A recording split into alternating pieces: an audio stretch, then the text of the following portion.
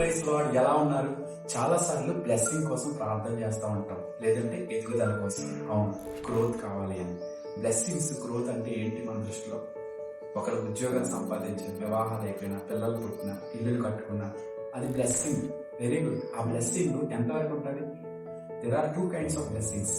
రెండు రకాలైన ఆశీర్వాదాలు. ఒకటి టెంపరీ బ్లెస్సింగ్, రెండు ఎటర్నల్ బ్లెస్సింగ్. అవును, అది తాత్కాలికమైనది, శాశ్వతమైనది.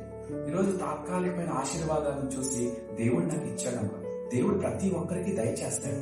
కానీ శాశ్వతమైన బ్లెస్సింగ్స్ అనేవి ఎవరైతే దేవుణ్ణిలో ఉంటారో వాళ్ళకి నిశ్చలంగా ఉండే ఆశీర్వాదాలు ఇస్తారు. ఈరోజు దేనికోసం ప్రయాసపడుతున్నాం, దేనికోసం ప్రాకులాడుతున్నాం ఆలోచించుకో. అందుకే నా యందు దేవుని యొక్క మాటలు ఉన్నాయి. 15వ అధ్యాయం యోహాను సువార్తలో, నేను నిజమైన ద్రాక్షవల్లిని, నా తండ్రి వ్యవసాయకుడు, నాలో ఫలించిన ప్రతిదీ మరి ఎక్కువగా ఫలిస్తుంది, ఫలింపని దాన్ని తీసి పారేస్తాను. ఫలించడం అంటే దేవుళ్ళో ఎదగడం, ఫలించడం అంటే దేవుని యొక్క వాక్యానుసారంగా ఉండడం, ఫలించడం అంటే శాశ్వతమైన బ్లెస్సింగ్స్ కోసం ఎదురు చూడడం. అందుకే పౌలు అంటాడు, ఈ యొక్క లోకంలో ఉన్న ప్రతిదాన్ని కూడా పెంటకు ఉపయోగించుకున్నాను అంటాడు. ఈరోజు మనం దేన్ని చూస్తున్నాం బ్లెస్సింగ్ అనేది? ఒక వ్యక్తి స్పిరిచువల్లీ ఎదగడమే ద గ్రేట్ బ్లెస్సింగ్. రక్షణను కాపాడుకోవడం it's a great blessing. So think about it. May God bless you.